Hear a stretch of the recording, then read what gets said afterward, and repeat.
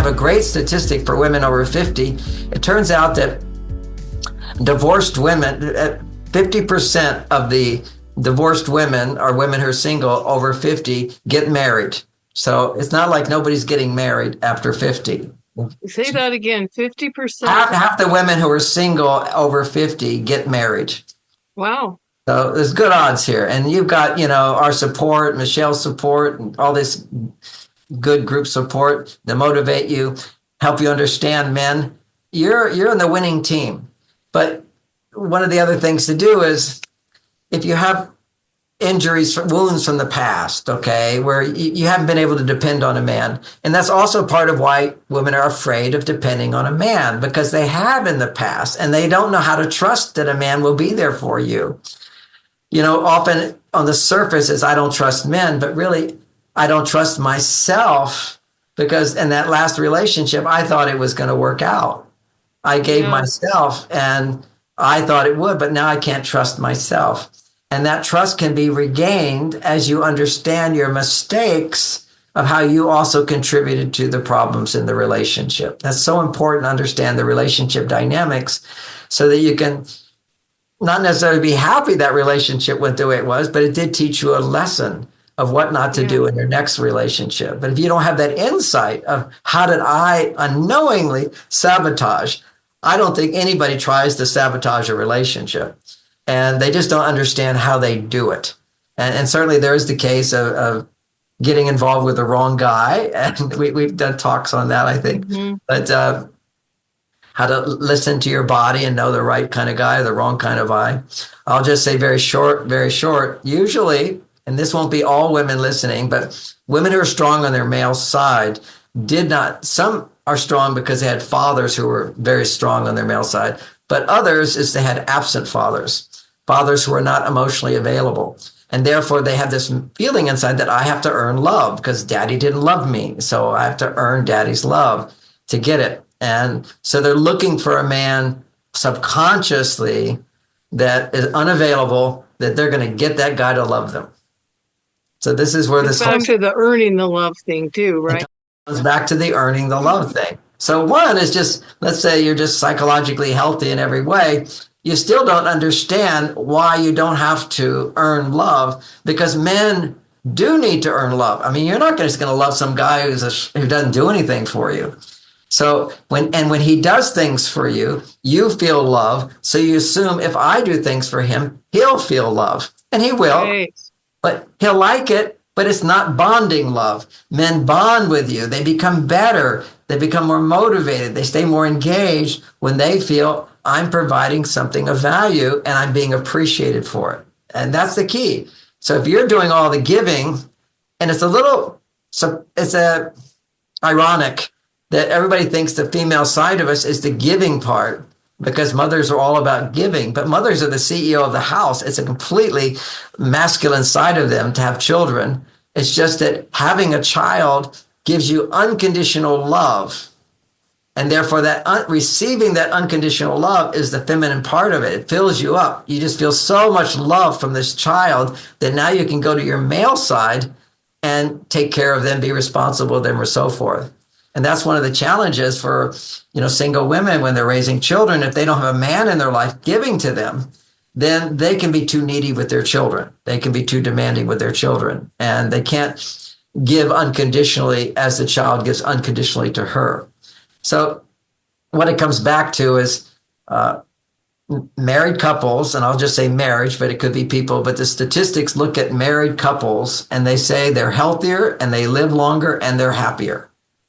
That's the statistics, self-reported, but also actual scientific data showing that they live longer and that they're healthier. There's so many benefits of having a companion in your life. And one of the number one causes of sickness and aging is loneliness. That's what we're saying today. The research is showing it's a big, big issue. And, in our other talks and what we talked about in Beyond Mars and Venus, we won't talk that much about it now, but it's hormonal. It's all well-being in women happens when there's a healthy balance between their male hormones and their female hormones. And generally speaking, and this is before you're over 50, but before that, women need to be making about 10 times more estrogen than men, and they're happy. Men need to be making 10 times more testosterone than women. Otherwise, these men are not happy. So there's kind of like normal happy level where men are 10 times more testosterone, women are 10 times more estrogen.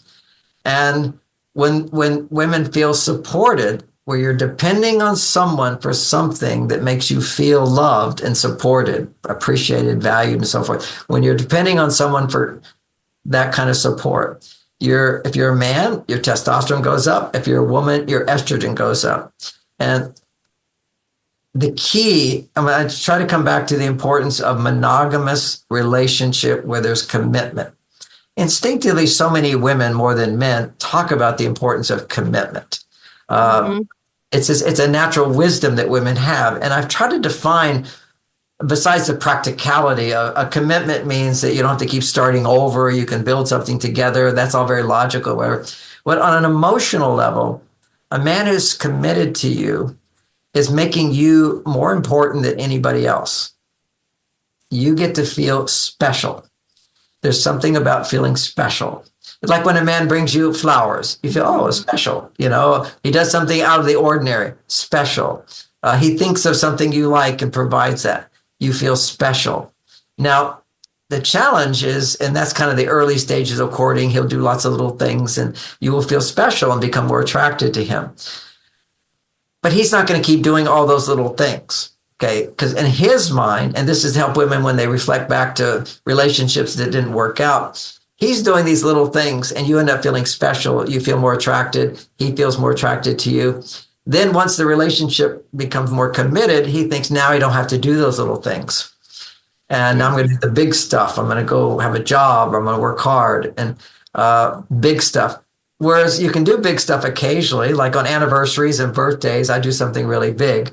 But other than that, my wife, it gets to feel special because every day I'm doing little things that say she's important to me. The most important thing, of course, is the idea of marriage, which is monogamy. She's a priority. And a priority is somebody that you are excited to please. And sometimes you're not in the mood to be excited or whatever, and couples sort of get into this comfort zone. So I have one biohack that I talk about to raise her estrogen, which is even more important as you're over 50, because naturally your estrogen levels will drop and your testosterone levels will go higher. That's your competence level. More life experience raises your testosterone. And that means you depend on others less. And so your estrogen levels naturally go down. So that's psychologically, they naturally go down. But physiologically, you can't make as much estrogen after your eggs are done. Okay, so menopause has happened. You're not going to make as much estrogen, so you have to be even more conscious of ways to keep your estrogen to its healthy level for that age. It doesn't need to be as high to be healthy. It just needs to be in balance with the testosterone, because the whole thing is the balance. When your testosterone's too high, your estrogen too low, then you're stressed. And we know this. When women are stressed, their testosterone levels are always, at least their estrogen is too low, and usually her estrogen is low and her testosterone is too high. So we can look at this hormonally. It fits. We can look at it psychologically. If you're on your female side more or in balance with your male side, then you're happy and fulfilled.